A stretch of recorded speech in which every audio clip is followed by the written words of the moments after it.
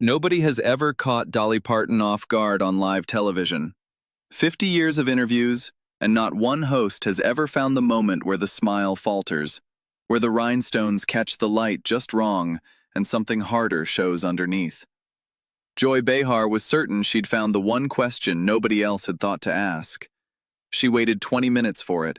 20 minutes of easy laughter, warm applause, Dolly at her most disarming. The exact conditions where a guest stops watching for the blow. Then Joy reached beneath her notepad for something she'd clearly been sitting on since before the cameras even started rolling. The studio didn't know yet what was coming. Neither, for one suspended second, did Dolly.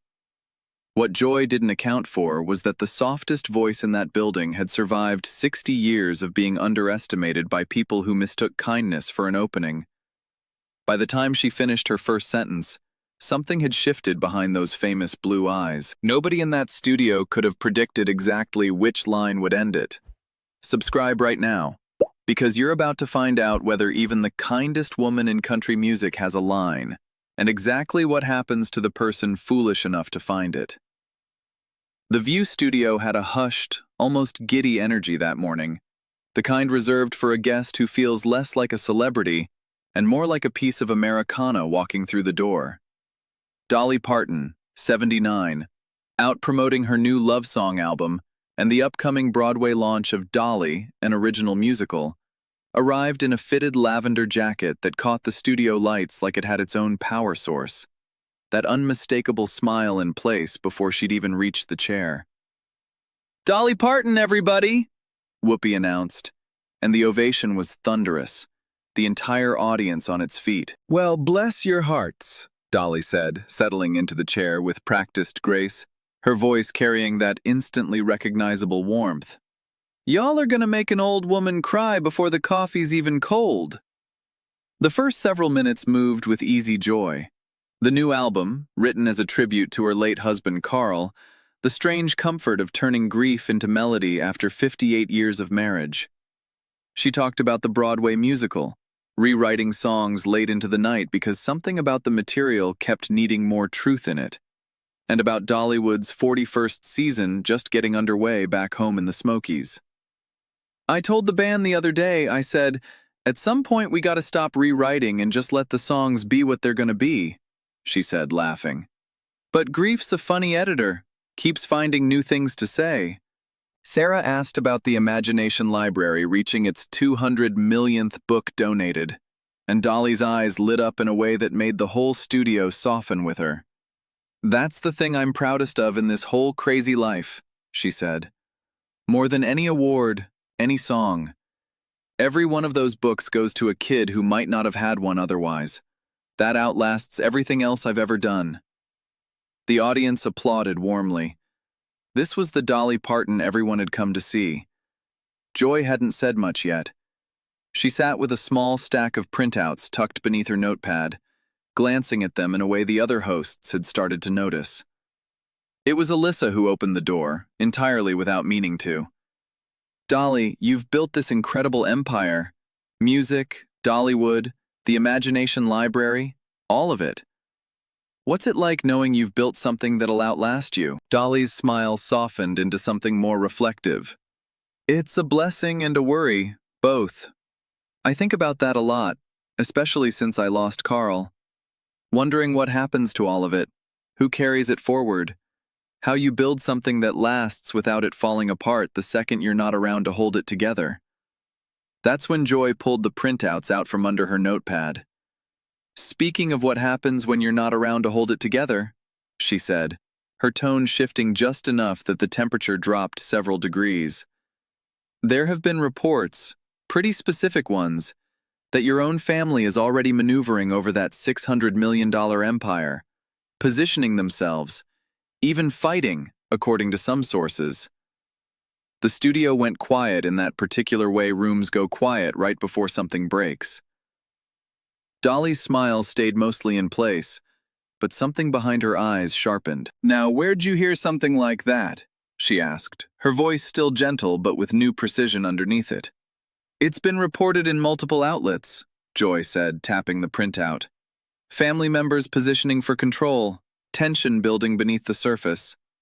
For someone who's spent decades selling an image of warmth and unity, doesn't it concern you that your own family can't seem to manage either behind closed doors? A ripple moved through the audience. Whoopi's hand drifted toward her earpiece. I think you're mistaking two different things for the same thing, Dolly said, her voice calm but carrying real weight now. A family having hard conversations about a complicated estate isn't the same as a family falling apart. I've got nieces and nephews, cousins, a whole mountain full of Partons. You put that many people near $600 million, there's going to be conversations.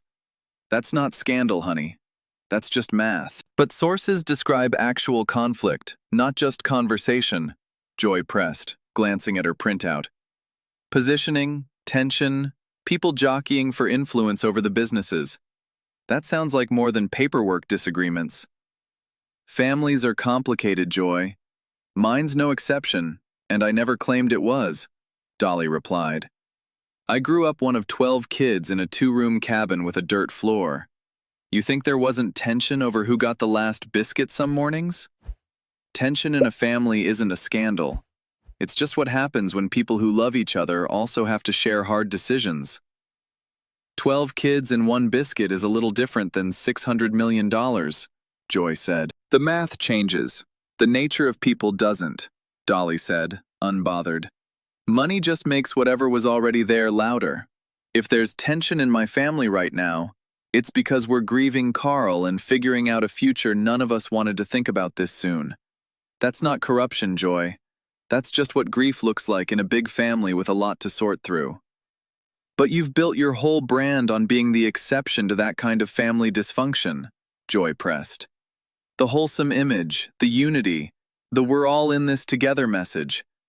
If even your own family can't live up to that behind the scenes, doesn't that suggest the image itself might be more marketing than reality? The audience gasped audibly. Sarah's hand flew to her mouth. Dolly was quiet for a moment, and when she spoke, her voice had lost none of its warmth, but something underneath it had gone very still. I never once sold anybody a fantasy about my family being perfect, she said. I've sung about hard times, poor times, family that hurt each other plenty growing up in that 1-room cabin. What I sold people was hope, not perfection. There's a difference, and I think you're choosing not to see it because the other version makes a better headline. I'm asking because a lot of people look up to you as this symbol of authenticity, Joy said, her voice sharpening. If the reality is closer to any other wealthy family fighting over money, doesn't that feel like a betrayal of what you've represented for decades? Authenticity doesn't mean nothing bad ever happens to me or around me, Dolly said, leaning forward slightly. Authenticity means I don't pretend it doesn't. You want to know something true? Yes, there's been tension. Losing Carl changed things in ways I'm still working through myself, let alone what it stirred up in a family this big. I'm not going to sit here and lie to you and say everything's tied up in a pretty bow, because that would be the fake version you're accusing me of selling. So you're confirming the reports then, Joy said, seizing on the admission. I'm confirming that families are complicated and grief makes everything harder, which is about the least shocking thing a human being could tell you, Dolly replied, unbothered. I'm not confirming some tabloid fantasy about greedy relatives circling like vultures. There's a real difference between those two things, and you're hoping I won't notice you blurring them together. Joy tried a different angle. You've built this whole persona, the wig, the voice, the rhinestones. You've said yourself it's a costume, a character in some ways. Do you ever worry that same instinct for packaging carries over into how honest you're actually being with the public about harder things, like your family or your health? The room had gone completely still. Even the camera operators seemed to lean in. I built this look because a rhinestone cowgirl gets remembered, and a plain woman from the mountains doesn't. Not because I needed a mask to hide behind, Dolly said, her voice steady but carrying new weight. There's a difference between choosing how the world sees you and lying about who you actually are underneath it. I've been Dolly Rebecca Parton from Locust Ridge every single day of my life, wig on or off. The packaging's never been the lie, Joy. It's just never been the whole story. Same as nobody's whole story fits in an 11-minute segment. Joy wasn't finished. She flipped to another printout. Let's talk about the health issues then. Since we're being honest, you postponed a Las Vegas residency. You missed your own 80th birthday celebration at the Opry. There's real concern from fans about what's actually going on. Do you think the vagueness around your health has just fueled more speculation than if you'd simply been direct from the start? The studio went dead silent. Even Whoopi looked down at the desk. Dolly's expression shifted, something more guarded settling over her features, though her voice remained steady. I've been about as direct as a person can be while still keeping some things private, she said. I told folks straight out. I've had procedures. I've been worn down. I've been grieving. What more do you want from me, Joy? A play-by-play of every doctor's appointment for the sake of satisfying speculation? I think transparency builds trust, Joy said, though her voice had lost some of its earlier confidence. And I think there's a difference between transparency and surrendering every private moment of a hard year to public consumption, Dolly replied. I buried my husband of near 60 years. I'm allowed to grieve some of that quietly, on my own terms, without owing the whole world an itemized list of what that grief has cost me physically. Fans were genuinely frightened, though, Joy said. There were rumors, speculation, people fearing the worst. Don't you think more clarity earlier could have spared them that fear? I put out a video myself, in my own words, telling people I wasn't dying and I wasn't done working, Dolly said, an edge of real frustration entering her voice for the first time. I did that because I love those folks and I didn't want them scared. But there's a difference between reassuring people and handing over my whole medical chart because a talk show wants better content. I gave what I was ready to give. That should be enough, Joy. And if it isn't enough for you, that says something about your appetite, not my honesty. I think a lot of viewers would say wanting to understand what's happening to someone they've loved for 50 years isn't an appetite, it's affection, Joy said. There's a version of that question asked with affection, and I'd have answered it warmly, Dolly said. This wasn't that version. This was printouts and a countdown to the next uncomfortable topic. Affection doesn't come prepared with talking points, sweetheart. It just asks, and it listens to whatever answer it gets. Joy tried to recover her footing. I'm simply asking the questions a lot of concerned fans want answered. No, Dolly said, and something in her tone had gone from warm to unmistakably firm. You're asking the questions that get the most attention, and dressing them up as concern. There's a difference, sweetheart, and I've been doing this long enough to know exactly which one just walked through that door with you this morning. The audience had gone utterly silent, several people visibly leaning forward. That's not fair, Joy said. Isn't it, though? Dolly tilted her head, studying her with a patience that somehow felt more devastating than anger would have.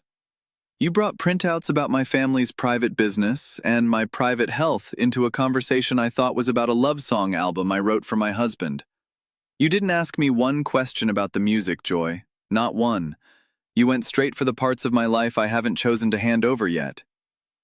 I think the public has a right to context about the people they admire, Joy said, her voice rising slightly. The public has a right to what I choose to share, Dolly corrected her, gentle but immovable. That's how it's always worked, for every person who's ever sat in this chair. You don't get to decide my life owes you more transparency just because you're uncomfortable with how much I've kept for myself. I've given people 40 years of my songs, my stories, my truest self up on a stage. That's not nothing, Joy. That's about as much of myself as one person can hand over and still have anything left. Joy's composure cracked visibly. I didn't mean to imply... You didn't mean to, or you didn't expect to get called on it? Dolly asked, not unkindly, but with a precision that landed harder than any raised voice could have. Because those are two very different things, and I think we both know which one actually happened here this morning.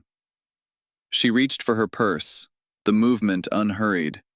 the studio falling into a silence that felt different from all the ones before it. I've spent 50 years answering hard questions on television without ever once needing to hide behind meanness to do it, she said.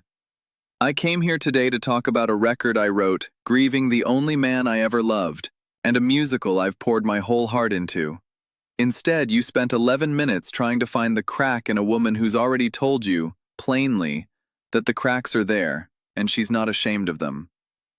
She paused at the edge of her chair, looking directly at Joy with an expression that had gone from firm back to something almost sad.